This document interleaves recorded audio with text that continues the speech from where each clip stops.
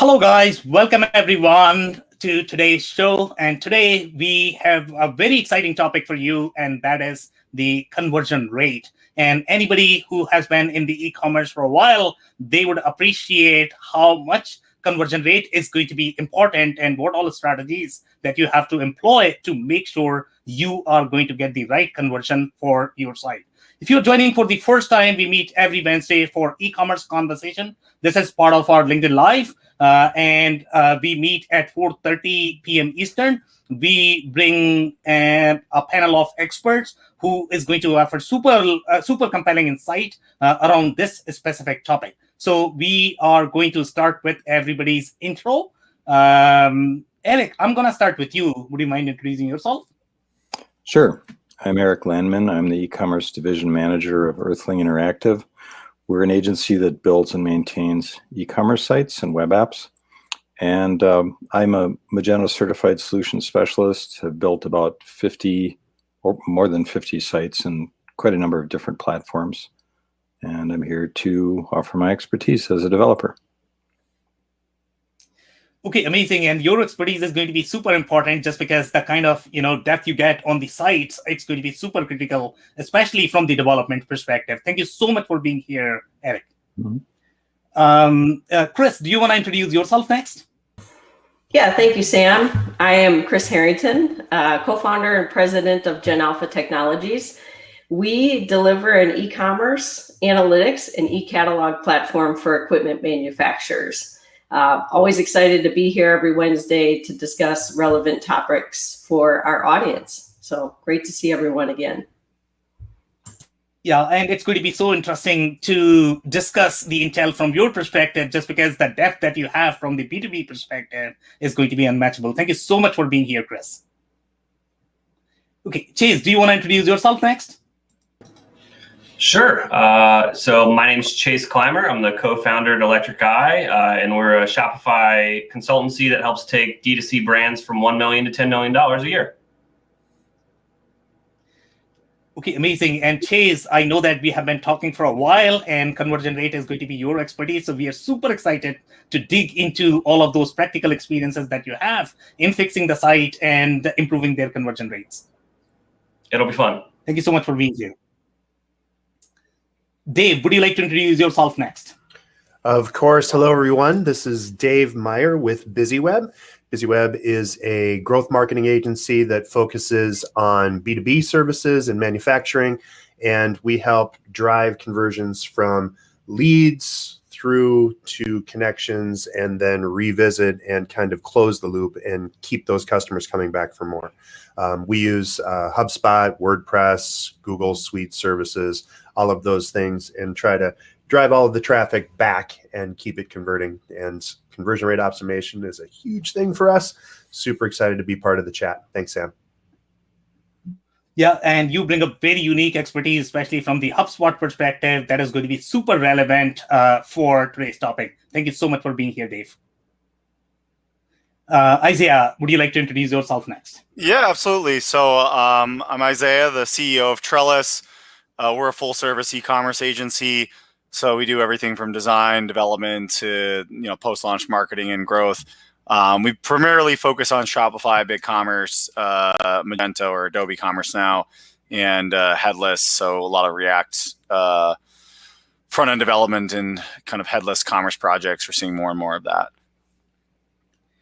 Okay, amazing. Thank you so much, Isaiah, for being here. Obviously, you bring a very comprehensive perspective overall, from the branding to design, and obviously for the conversion rate optimization. It's going to be so critical. Thank you so much for being here. Sure, thank you. Okay, so I am actually going to kick off the conversation with, one of the topics, just overall discussing the factors that really drive the conversion and what are the factors that are going to be important when we are looking at the conversion rate optimization. So I am going to start with you, Eric. Would you like to touch in defining what conversion rate is and painting the picture overall, the factors that is going to drive the conversion rate optimization? Well, conversion rate is from the time your prospective customer winds up on your site. Do they wind up doing a conversion. And a conversion can be defined as a sale, or it can also be defined as filling out a quotation form, or perhaps a contact us form, or contact a sales representative if you're in a B2B site. All of these things can be regarded as conversions if that's what your site owner wants, that's their goal. The types of things that influence this are a lot. I'm a developer, so I deal with the technical hang-ups and glitches and how to build things working with a marketing team. And so my developers and I will figure out how to solve a problem. Perhaps the problem is we want to capture more leads so we can do follow-up emails, abandoned cart emails, or follow-up marketing. And we may want to get those people into HubSpot. We want to ask them a certain set of questions and get them to answer them as best as we can. So we do things like that. We also do technical analysis of page performance. Like we've been doing a lot of page speed optimizations lately to figure out how we can produce the best results in Google PageSpeed. PageSpeed is a tool that Google lets developers use to analyze pages. And they've lately, Google has really tightened up their expectations for how pages perform. So a lot of site owners are going, where'd all our traffic go? They're falling off the search results. So we are looking at what happened and how we can improve the page delivery from a technical perspective. This doesn't have anything to do with the imagery or messaging. This is purely how the page is built and how it performs when a browser or a Google bot hits it. So those are, from my perspective as a development team, that's some of the topics that we tackle. Yeah, so some very interesting insights there. And you made one of the comment, Eric, related to conversion. And that is going to be, if you are not doing the conversion, I don't know what you are doing and why you are building the website, right? I don't know if anybody is just spending money for fun. I would probably not do that. But yeah, I mean, the underlying goal for everyone is going to be the conversion. And you mentioned, you hit on couple of very important points that even though the conversion may sound simple, but there are a lot of psychological factors that actually drive the conversion rate. And all of those are going to be relevant, whether you talk about just the tools and technology, or you are talking about the other factors that are going to drive the conversion. So Chase, I am actually going to move to you next. What are your thoughts so far? Do you agree with the definition that Eric has provided? What are different factors that are going to drive the conversion? Yeah, I definitely agree with what he had to say, mostly because he gave a very honest and broad overview of conversions, where my expertise we're very focused on e-commerce. So our goal is to just more sales, bigger cart values. That's where I spend most of my day noodling on stuff. So I definitely agree, and it's. What I do kind of want to point out, though, is the difference between e-commerce and B2B, which is mostly looking for leads and driving more conversations, is a lot of the tactics are kind of the same. It's just kind of how you implement them at the end of the day. Okay, amazing. So some very interesting insights, especially when you talk about B2C and B2B. The definition of conversion may be different, but overall the customer journey is going to be fairly similar. But do you want to touch on some of those specific tactics that you are talking about that are going to be relevant, let's say in B2C and B2B? Yeah, I would say one of the ones that the biggest issue with most websites is they don't make any sense at all. When you're using a website that isn't thought out from a strategic perspective to walk someone down a funnel and make them do what you want them to do, that's usually the biggest issues with any sort of B2B website or any kind of lead gen website. If it isn't built with a strategic journey in mind, if it's just throwing a bunch of information on a website with no real end goal, it's going to just be a hot mess to try to get the user or customer, whoever's browsing the website, to actually do what you want them to do. And honestly, just from the e-commerce perspective, we see huge lifts just explaining that to customers, clients of ours, and walking them through how to structure their navigation So it makes sense. So people can actually get to where they want to be faster.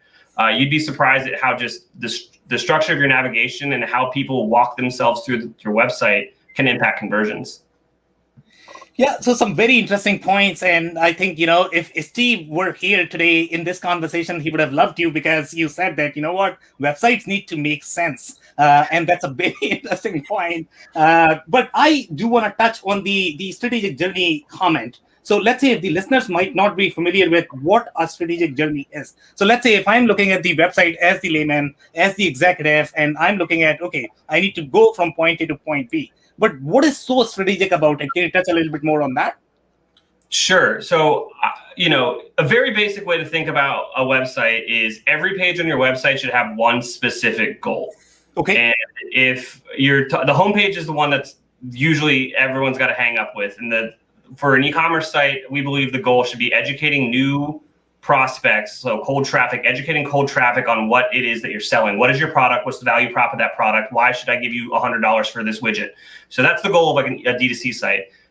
For like a B2B site, I would say that the homepage hero, the goal of that page is to educate them on what is the service that you offer, or what is the problem your business is solving, and why should I give a crap? Like, that's the main goal of that homepage. And then the next step that you want them to take on that page should be a simple call to action to move a step further down the funnel. So on like a D2C site, I would say, if it is a small SKU count, maybe it's you send them to your flagship product, or a higher SKU count to your best-selling categories or whatnot.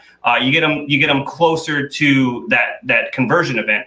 On a B2B website, maybe that's let them drill down into a more specific service offering or more specific problem that you might be able to potentially solve for them. So you're getting them closer to kind of that conversion event. From there, again, you're just going to drill down a bit more, get them closer and closer to it. So on a D2C site, you're like getting them onto the product display page. There's an add to cart button right there. On a B2B website, maybe that is a specific page about the actual service offering with the call to action to, what's the next step? Schedule an intro call or fill out an application to be considered. But yeah, at the end of the day, all of these websites should have a specific intent to drive the customer or lead to the next step by themselves. Yeah, so some very interesting insights there. And I love the way you mentioned that each page needs to have the very specific goal. I think, Dave, in the last session, you hit on this point as well. That is going to align overall that is going to be aligned with your overall SEO strategy. Google is going to be happy with it. And then you hit on another important point, and that is going to be how fast can you take these customers closer to conversion. And that's coming from the sales 101. Speed is everything in sales. So the faster you take them to the finish line, the sooner they are going to convert. So thank you so much for that. Now I am actually going to move to Isaiah. Isaiah, what is your perspective overall from the conversion perspective? Do you agree with what has been said so far? Do you disagree with anything? What are the specific strategies that you have seen that actually drive the conversion? Yeah, I agree with everything. I think the complicated part about conversion rate optimization is that it basically includes everything, right? Like, it would, some of the tactics mentioned are definitely effective for pretty much every business. But I think the way I would look at it is to take a step back and look, holistically at the brand and where the brand's at. So just from a basic e-commerce standpoint, the first thing I would do is look at their conversion rate, see where it's at, see where it stacks up in terms of their industry and, where they should be. So let's just use e-commerce as an example. Like, typically you should be at 2 to 4%, meaning 100 people visit your site, 2% convert to an actual customer. So 2 of those 100, 1 in 50 people actually buy something from your website, right? And then a lot of that depends on the industry and your price point. And if you're selling something that's like $5,000, it's probably going to be a lower average conversion rate industry-wide than selling a $50 t-shirt. So I would take a step back, start there, see where you're at. Like, are you at 0.5%, 1%, 2%, 3%? Like, are you industry leading or are you lagging behind? And then, it's kind of using an analysis of what's the problem, right? Sometimes you just don't get enough traffic, or there's just not enough traffic to the website. So if you're getting like 5 visits a month, it's probably just you need some brand awareness, right? So I would just kind of start with brand, see where the brand's at in terms of the look and feel of the brand. So I think you'd actually want to start at like almost a brand level, like where does my brand give off the feeling that I should convert at a competitive level, right? We're working with a brand, and we were struggling to convert paid traffic. And we'd worked with many other brands similar in the industry, but their price point was super high and they weren't as well known as the competitor. So a lot of times conversion rate is because, and they had a great website. They had like probably better than most websites out there. So that's not enough, right? Like you have to have a competitive product. You have to have good reviews. You have to have a good brand. You have to have a good price point. And then even a step further, we worked with a very large multinational company, and they had a terrible conversion rate, terrible, just weren't doing that very, very well. They were mostly in-store legacy retail company, right? Like, they're very Target, selling in all these retail stores. And I went to look at their website because they kept trying to blame us and saying the site was slow. And, it was Magento. It's hard to have a very, very fast site on Magento. and I did, it was fast enough where I didn't think that was the main problem. I went to the product pages. They had a link going, you can buy it at Target as well, like on the website. So you could buy on the website or buy it on Target. I clicked on Target. It was actually cheaper to buy it on Target. So their own products were being sold on Target for less money. So why would you ever buy on their website? There's literally no reason to buy on their website because Target's a more trusted brand. It's cheaper on Target. You probably get better shipping and faster shipping. So like there's so many factors that go into conversion rate that you really kind of have to take a step back and look at the entire business and like, why should I buy on my website versus Amazon? Or most likely I could get a competitor product that's fairly good, somewhere else. And, why should I buy on my website? That's the question you really need to answer. Yeah, so some very interesting point, and you are absolutely right that you need to step back and you need to look at your business holistically and across all channels, and especially your example about price is super critical because you need to look at all of the channels, and if you are selling, irrespective of whether you are selling through your distributors or whether online, offline, it doesn't matter.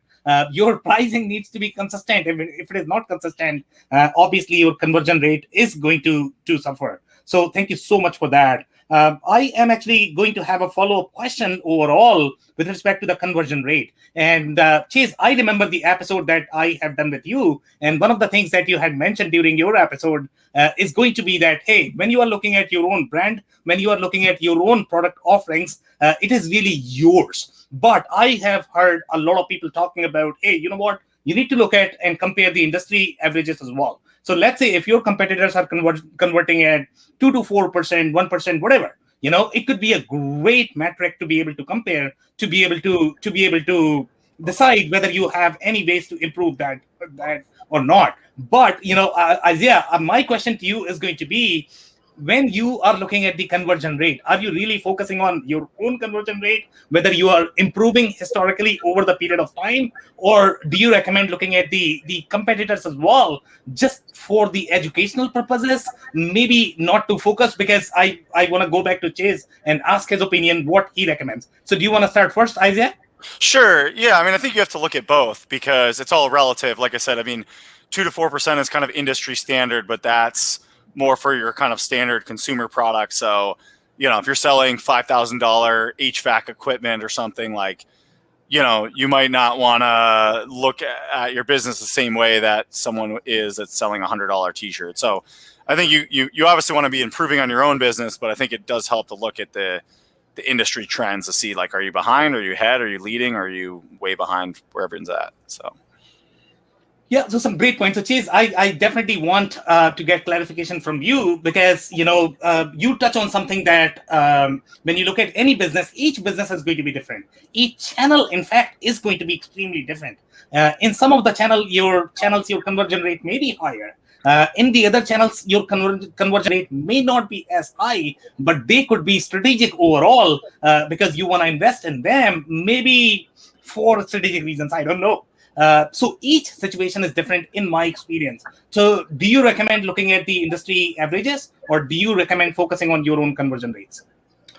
I think that it is helpful to look at industry averages. It's helpful to look at your competition, but I think that it's only from a information gathering, getting ideas perspective. Because here's the thing: if your conversion rate's 1% and your competitors is 4%, cool. You can't affect theirs. You can only affect yours. Focus on what you can actually impact. So it's it could be a waste of time, is kind of what I'm saying here. Like, don't spend too much time on it. Like, you can do some brainstorming there, but like, you got to understand from like the differences between your brand and your competitors' brands is, time in the game. They've been around for 10 years. You've been around for 2. Price points, product quality, the types of customers you're going after, it, the marketing strategy behind acquiring those customers, the offer in which you are trying to sell your product is a huge thing that it impacts conversion. So there's so much more that's different between you and your competition than the conversion rate. So I think trying to draw parallels between it is kind of just like a waste of time.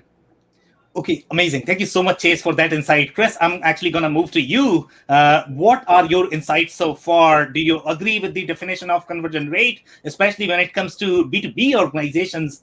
Is conversion different? Do you agree with Chase's definition of conversion rate? And what are different factors that you have seen in your experience that really drives the conversion rate optimization? Yeah, I would say that I don't disagree with anything that's said here.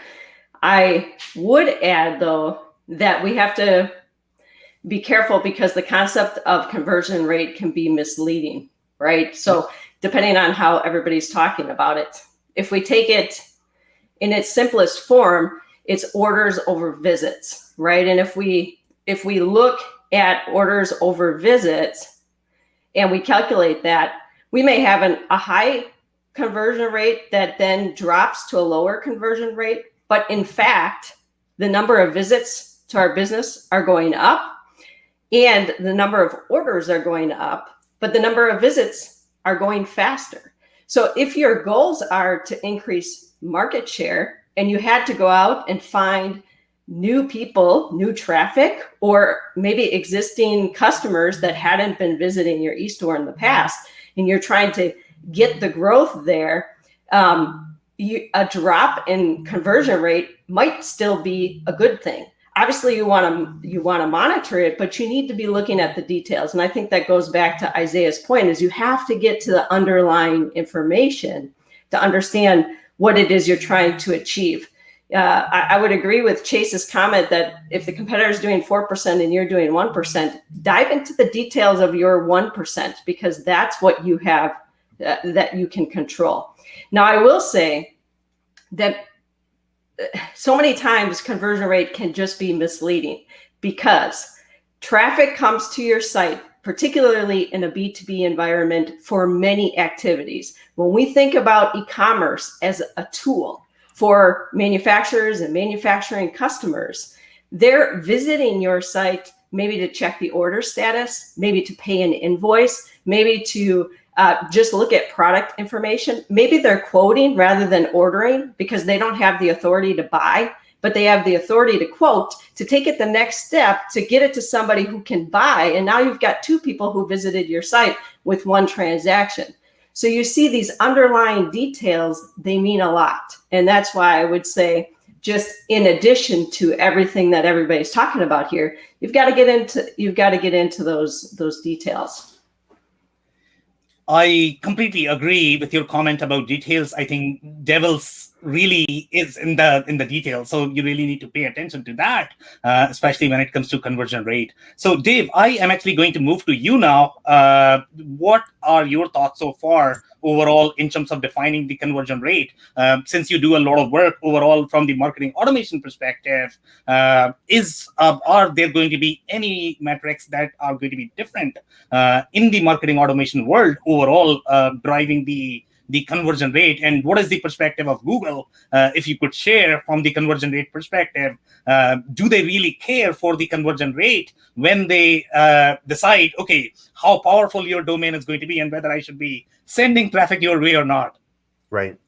And I do agree with the chat across the board so far, and everybody's got great perspectives, and especially I like how Chase is leveling in some B2C, and Chris is bringing us back to B2C or B2B as well. And the dichotomy between that is really, as far as Google's concerned, they care about how useful your website is to your users, right? So what's that trustability score? What's the rank inside of that, and how much weight do you carry? The more you help your customers to complete their conversions, the more they get there and they do what they need to, and then they're able to move on, the better off you're going to be as far as Google's concerned. So that's, of course, a big part of it. One of the things that Chris tied into, and that's the different metrics or measurements, is where a lot of businesses, especially in B2B, tend to get a little bit confused, or where there's a little bit more wiggle or fudge room in the agency world, where people can say, well, look, your conversion rate's way up. You got 10,000 hits on your website. Well, I don't care about hits. I can have a monkey sitting on a keyboard, click, click, click, click, click. And if nobody's buying, I don't care, right? So going back to what the true goal of your organization is really important in the entire conversion rate optimization world, or in the life of your website's conversions. So start at what the ultimate goal of your business is. I want to make more money. Okay, well, that's good. That's not very smart. That's not specific, measurable, attainable, relevant, time-based, all that stuff, right? So what can I actually impact? And so you look at, okay, I need more people on my website. So that's definitely a part of it. But I also need more of the right people on my website, and I need them to be doing the right things. Your website's not Where's Waldo. If people get to your website and they're just like, oh, I don't know, I'm going to click over here and over here and over here, it doesn't help. And yeah, that throws your clicks way up if they care enough to keep clicking. But I want fewer clicks, as Chris said, getting me right to that purchase or right to that next step in my buyer's journey to get me there. And there are tools that you can use. Google Analytics is free, and you can go through the traffic analysis reports to see, okay, well, they're clicking here and then they're going here. 80% of our people go to the About Us page, and then they see that, I've got a picture of my dog where it looks like I'm electrocuting him. And so they freak out and they leave. Nobody that I know has an electrocuted dog on their website. But it's very important that you're level setting between what your customers' expectations are and what you get, right? So you say, okay, well, analytics is telling me this. You can use tools like Lucky Orange or SEMrush, or, in my case, we use HubSpot to see, okay, here's where all of these pieces are going. And then you just set it up so that, okay, here's what's most important for me. I need most this. For B2Bs, it's probably form completions or quotes, requests for quotes. For B2Cs, it's probably going right out and purchase. Sometimes I really wish I was B2C focused, because it's so much easier just to say, yeah, you got more money. Congratulations. Now give me more money. But it's harder for B2B. So push all of that and make sure that you're getting it set. And so I guess to ramble, or to cut short my little ramble here, it's make sure that your website is as useful as possible, and that it's actually completing your business goals and helping you grow. If you're not doing more of what really matters, you can really get hoodwinked by marketing agencies or by folks in the industry that are just saying, yeah, you got more clicks. Congratulations, buddy. Now give me more money. That doesn't help. Thanks, Sam. Okay, and I love the way you emphasize on the usability. I think that is so critical overall, and bringing the business value, I think that is super critical as well. But I am actually going to disagree on one point, which is going to be your monkey story. And I am completely okay with monkey as long as they are swiping somebody else's credit card and I am getting money in my... So thank you so much for that insight, Dave. I'm now actually going to move to slightly more political discussion that is very rarely appreciated in this room, and that is going to be around platform selection driving the conversion rate. I know that, platform is critical. Platform selection is critical. Each business is going to be unique. Each platform is going to have unique capabilities. They are designed for a specific purpose. Okay, if the platform is going to be misfit, it's going to feel weird from the user's perspective. It's probably not going to be as usable because it's just going to feel out of the place. Now, in your experience, let's say if you are not selecting the right platform for your site, does that impact the conversion rate optimization? I'm actually going to start with you, Eric. Yes. Well, yeah, it does a lot. You have to have a platform and a tool that's flexible enough to do everything that you want. And nowadays, the platforms are pretty evolved. A lot of, really all the common ones, have integrations with all of the marketing platforms. But you can put a varying number of hours into making things work the way you want. Also, we had a conversation a few weeks or months ago regarding cost of site build out and what does it cost to maintain a site. And when you analyze a site, there's a tension between what is this feature worth? I mean, what is the value to the company, and what does it cost?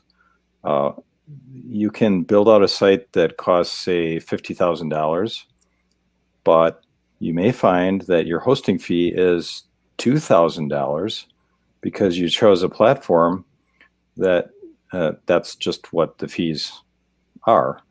And your site owner goes, whoa, nobody told me about that. So I can't afford that at this initial stage. So we look at stages of, I don't know if you call it evolution of, I guess, stages of a business stages of a site.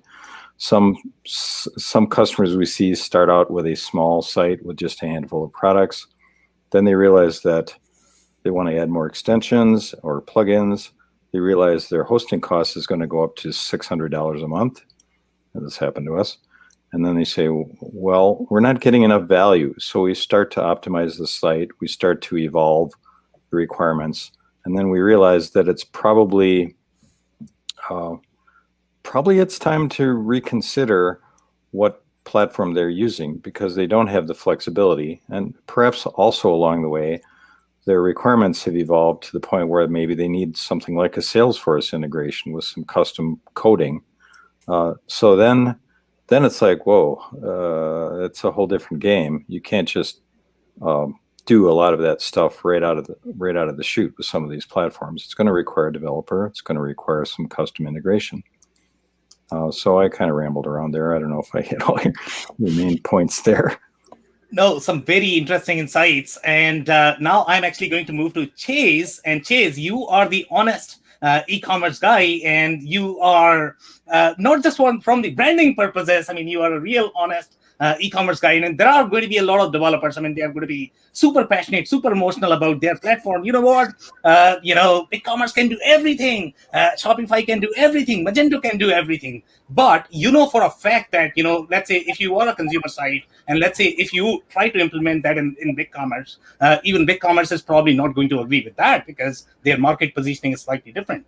So is Shopify. I mean, everybody has their own market positioning. So when you are doing this cross-fit, just because you overload that platform and try to make it work, you know that it's probably not going to be as usable. It's going to feel out of the place. From your experience, have you seen any similar situations where it was just overkill and you knew that that's going to drop the conversion rate optimization significantly just because of that platform selection? I don't think that all right. So your question was, have I ever seen a site or consulted in a situation where it's overkill, the technology powering what they're doing? Exactly. All the time. People get caught up on buzzwords. They get caught up on the coolest, newest thing. Headless is one that is being thrown around so much right now for the speed elements of it. But 99% of e-commerce direct-to-consumer brands do not need a headless site, and I'll take that to the grave because it is so much more complex than they think, and it's so much of a time sink and a investment maintenance sink that they don't understand to do nothing better than, we love Shopify, but Magento can do it just fine. Adobe can do it just fine. BigCommerce can do it just fine. You don't need headless. It's just a big buzzword, and it's just the future of the internet with an API first kind of build. I kind of went off on a tirade there, but at the end of the day, every platform can solve the solution that it's built to solve. We are specialists in Shopify. Why? Because I don't want to learn another platform, and I'm lazy. I'm sure that anyone can probably find the same results that we find for our clients on Magento, on BigCommerce. I have seen brands on like WordPress custom builds and Squarespace doing millions of dollars a year. So don't think that your technology is limiting your sales. If you have a product that people want, they will buy it. I have seen the worst designed user flow websites just doing millions of dollars a year, selling a product. If they want it that bad, they will use it. So I guess that's my caveat to the whole thing about technology. And love your honesty, to be honest. I mean, you are honest about yourself. You are honest about e-commerce. Love it, man. Thank you so much. Okay, Isaiah, I'm going to move to you. What is your perspective overall from the platform selection perspective? Do you agree with Chase that the majority of the sites that you see are probably over-engineered? And does that drive the conversion rate? Yeah, I mean, I think a lot of them are. I mean, I think what happens is a lot of people don't really think about the architecture. They just kind of like all of a sudden fall into one of these platforms, and they never really did a proper analysis of why they should choose that platform over the other platforms. They just weren't very educated, or they went with an agency that just pushed them in a direction because that's all they knew. But I also agree with Chase. I think that like people often blame the platforms more than they should. Like, if I just switch from BigCommerce to Shopify, or if I switch from Magento to Shopify, like, that's going to solve my sales. And I think the reality is like it can help you, and it can make a big difference if you're on the wrong platform, moving to a better platform. But definitely the things that Chase said make a lot of sense, where it's like it's more important to have a really good business, good product, good compelling reason to buy from you. But I would say that choosing the right platform, what it allows you to do is it allows you to scale the business. One, like, hopefully it's the right platform for the next multiple years so you can keep growing on it.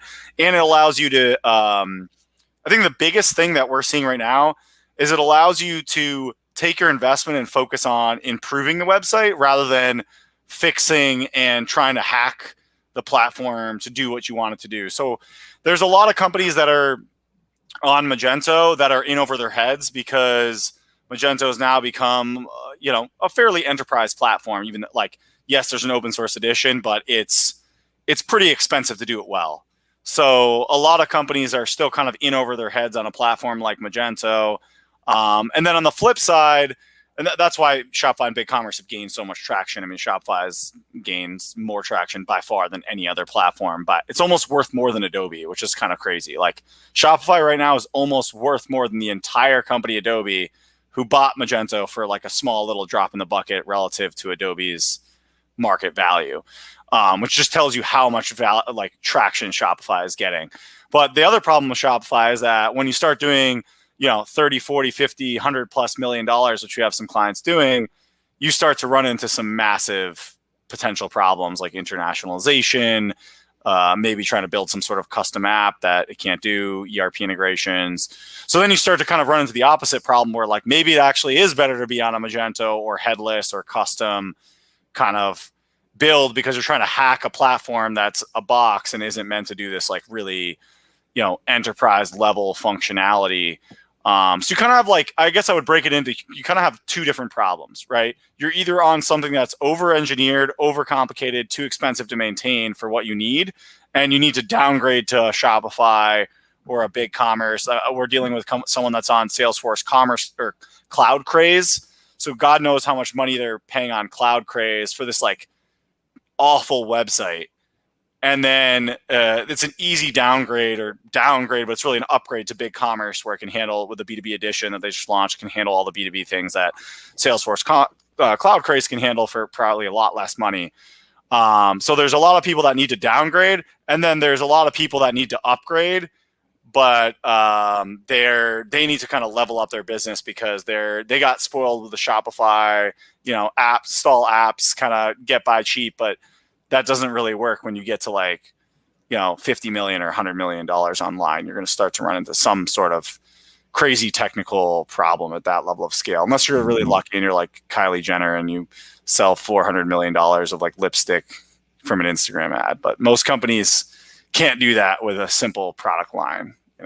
They usually, as your sales grow, your complexity increases along with it, which means your technical requirements go up quite a bit. Does that make sense? I'm trying to kind of simplify it and break it down into kind of like the two paths that people need to take. And yeah, I completely agree with everything that you said, and I am pretty sure Eric is going to have the counter there, because this is supposed to be a product agnostic community, but since we are mentioning the product names, now let's go for it. Okay, go, Eric. Well, I mean, we are not a shop that deals with just one platform. We believe in using the right tool, and so we do a deep requirements analysis. And about half of our customers are B2B sites. So we would not use certain platforms because of the requirements that they need. Like they need corporate purchasing, for example. Well, That's not so easy to do. On the other hand, we have a few difficult customers who say, oh, I did lots of research and I was looking at lots of blog articles and we have chosen PrestaShop. It's like, what? It's kind of like, what? Who was what? So, it's kind of, customers have their own ideas about these things. I would agree that many sites are over-engineered. I would also agree that there's a long life cycle to a lot of sites, and what looked good 5 years ago when the site was built, now it looks like, whoa, there's way more easier things to do or faster things to do. And your site owner is going, what are you talking about? I just built my site 3 years ago. What do you mean it's not right? They don't want to dump another, 5 figures into building out a huge site. That's the kind of sites I usually deal with. So there's a lot of factors here. It's not just technology. It's not just what it costs to host. There's many, many factors. And I also want to throw out another little consideration. For B2B sites, there are special, I guess you'd call them special purpose platforms. I'm sure Kristina would have something to say about that. But one that has been rising, for example, is Ecommerce. It's not something you hear much about if you're not a developer or an agency. But if you're doing a pure B2B site, you might suggest it to a customer. They go, well, I never heard of this. What? Let's put it on Shopify. It's like, whoa, hold on. You have to do a requirements analysis. So I think Kristina will have something to say about B2B platforms too. Yeah, I can jump in if this is a good time, because a very interesting discussion here. I would agree. I think platforms do matter. Let's put it that. If we're talking about conversion today, and conversion is a measurement of, in the B2B world, did you help the customer solve the problem that they came to your site to do, right? Did you convert them, whatever that end goal was? Some platforms are going to do that better than others. And people wouldn't be re-platforming if there weren't problems that existed today and they had to get off of one to get onto another. I would say that there are some sites that are out there that are under-engineered, right? I mean, if your speed isn't there and you don't have the performance of the site, then you need to get off of that one, so that all things being equal, now you need to work on your data and your own product information and the things that are important to your customers, so that you have the opportunity to increase your conversion rate, right? So if they're leaving because it doesn't look good, it's slow, and there are other challenges, then that's not the right platform as well. So I think platforms matter, and it really comes down to that requirements gathering and determining what specifically will your customers do on the site, and can this site handle it? And sometimes you have to think about, when you're making a vendor selection for a platform, not only what am I going to do today, but what do I need it to do for me in 3 to 5 years? I think about manufacturers who have distribution networks today, who maybe are going to start off with their e-commerce platform as a distributor portal, but in the future, they're going to open it up to more B2C or B2B, but direct to that business rather than through the distributor. So they may be stepping through their journey in phases. So you've got to select a vendor and a platform that can take you there. So it has to be configurable with options that can be turned on or turned off according to your needs that are going to drive those conversions that you're looking for. So, yep, platform matters. Okay, amazing. Thank you so much, Chris, for that. Dave, I'm actually going to move to you now. What have you seen from the platform perspective? Do they matter? Do they not matter? They do matter. And what I think platform, and I love to speak in metaphors and analogies. So the platform chat is a lot like the Ford versus Chevy debate, or Ford versus Honda, or whatever. Yeah. Right. So a lot of people get all caught up in what the tool is, and they forget, well, you kind of need to have a roadmap to get where you're going to go. So you can drive around all day in a Honda or a Ferrari, and it doesn't matter. You're going to wind up driving in circles if you don't have the right GPS. Right. So make sure that you're plugging in what you actually need to accomplish, and then it will actually pay out. It all comes from knowing, again, what does your customer need? And if your customer and you down the road are going to need massive capabilities and be able to do all kinds of different fun things, then it's going to be very interesting or very necessary to have a tool that can scale up and do all of those things. So if you can, and I'll stick on my car analogy. If your customer, I'm speaking as a developer, as a website guy, right? If my customer needs a minivan, I'm not going to put them in a sports car, right? Because you need it. And B2B kind of needs the minivan or the truck or the semi. And B2C, a lot of times, especially if you're just pushing lipsticks, and then all you need is a moped. I don't know. I mean, you just need something a fancy moped. A fancy moped that has hashtags for Instagram on it, right? So it's making sure that what you do can deliver the tool, but you still need to know where you're going.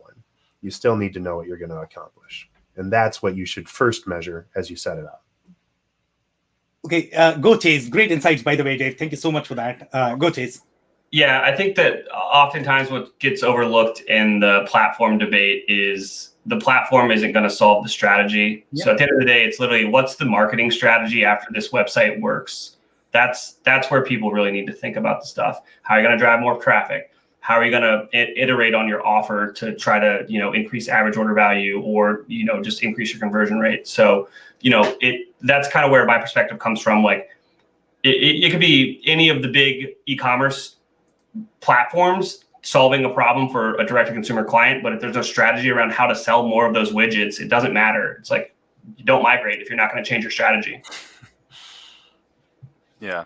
I want to add one thing to what you're saying. I like the analogy of the cars. We've been trying to do that as well to kind of simplify it for people that aren't as in the weeds as we are. And I think an important part to note with these platforms is, like, if you're going to get the Ferrari, you better be prepared to maintain the Ferrari and get an oil change. And so, we use that analogy with some of the more expensive enterprise platforms. Like if you're going to go with this, you need to, like, and if you're a Fortune 500 company, you can afford to crash your Ferrari and repair it. But if you're, a small $5 million business, you can't afford to do that. Right. So that's where, but you can afford the moped, right? Or whatever, that analogy. So, and that's where the platform matters, because that maintenance cost, you can, if you don't have a high maintenance cost, you can put that money towards strategy and marketing and all the things that Chase is saying. But if you're sinking all your money into maintenance, then you're just like treading water and you can't do anything. Yeah. So guys, seems like the car analogy is really popular today. Chris, do you have anything to add with car analogy? Yeah. This is great. I would say, the car analogy is perfect. I can't add anything to that. So. Amazing. Eric, anything to add there by any chance? I like to talk about trucks. So I think it's more like delivery trucks. It's like, do you want a little Ford Transit, or are you looking for a 20-foot flatbed van? It's going to last you for 200,000 miles with a diesel engine. Are you going to go around the country, or are you going to stay in town? So those are the things that we would consider when we're doing a strategy and evaluation. How many years are you going to be around on this site? How many brands do you have on it? How many thousands of products do you have? What languages are you selling in? What markets are you selling in? Those are all things that matter. Yeah, I completely agree.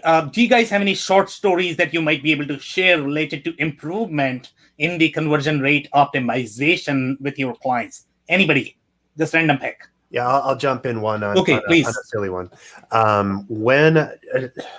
Okay, I love doing this and I hate doing this because everybody gets all wrapped up about it. I built a website for Prince like 8 years ago, and one of the things that we did when we launched the website at the beginning is right when you opened up the website, it had this MP3 that would load automatically and play that would go shh. And it freaked everybody out when they visited, but Prince really wanted that damn sound on it because it was supposed to be hush hush and really crazy. So we went back to them. We're like, everybody's freaking out, and our bounce rates are huge on this website because they get it, they're opening it up, and they get this big goofy sound on the website, and then they're shutting it down.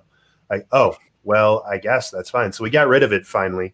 And after we got rid of it, then they really started selling hundreds of thousands of downloads or in downloads on the site. But you sometimes have to nudge back on the customer and say, yeah, I know you really want this Ferrari, but you need to carry a semi's worth of stuff. And so you're going to need 17 Ferraris with their itty bitty little frunks to get where you need to go, right? So match, and don't be afraid to push back and just be realistic. Not every little piece of candy or glitz or glamour is actually useful to the user. Yeah, I completely agree with that story. So now we are only taking the closing advice or the closing comments. So I am going to start with you, Eric. What are your closing comments or the advice? Oh, well, I would just say work with the marketers to deliver the best performance you can. Make sure you have measurable metrics, measurable conversions, like whatever that means in your industry. Might mean filling out contacts, might mean quote requests, might mean actual sales, might mean leads into HubSpot or Salesforce. So whatever your metric is, make sure you know what it is and measure it, and then iterate, revise it. Don't just do a plan and go a year later, go, what was that plan? Yeah, you got to work on it. That's it. Yeah, I completely agree. The plan needs to be revolving. It needs to be on a rolling basis, and you need to continuously communicate whatever you had decided so that everybody knows where they are heading and they are not lost. Thank you so much, Eric, for that. Chase, your closing advice regarding conversion rate.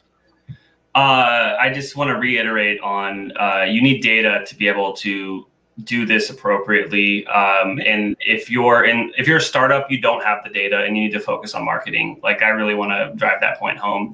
And then kind of beyond that, if you're going to take a look at your conversion rate and really like try to improve your website, you just need to understand that your website will never be done.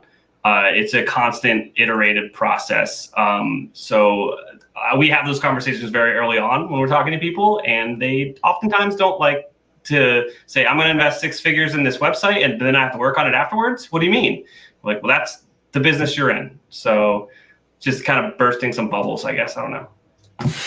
Okay, amazing. Love it. Thank you so much, Chase, for that. Isaiah, what is your closing advice related to conversion rate? Yeah, it's honestly very similar to what everyone just said, but I think the companies that we see that are doing the best with conversion rate and overall e-commerce sales is they're willing to constantly improve and on all fronts, right? Like they're doing rebrands, working on photo shoots, they're upgrading their photography, they're upgrading their content, the copy, they're testing out different ads and tweaking their ads.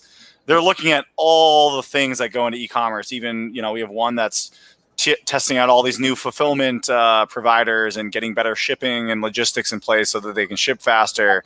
I mean, you have to, even customer service, you really have to be looking at every single thing and be willing to kind of bit by bit invest and improve in it. And it's a lot, but you have to have that mindset. If you just let it sit there, you're going to become obsolete. I completely agree. I think it's really a journey, and you have to try a lot before your users are going to be bored with your brand, with your investment. So thank you so much for that. Chris, what is your advice related to conversion rate?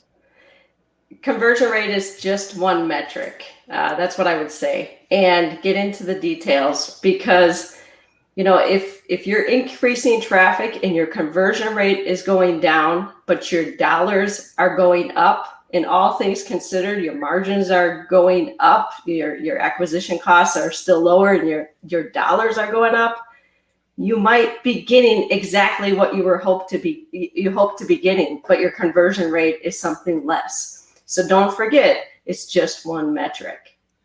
Okay, amazing. Thank you so much for that. Dave, what is your closing advice? And we might need to make it shorter just because a lot of people might have meetings. Nope, that's completely cool. And I'm one of those folks that has a meeting. So be as useful as possible to your user, and the rest will take care of itself. How's that?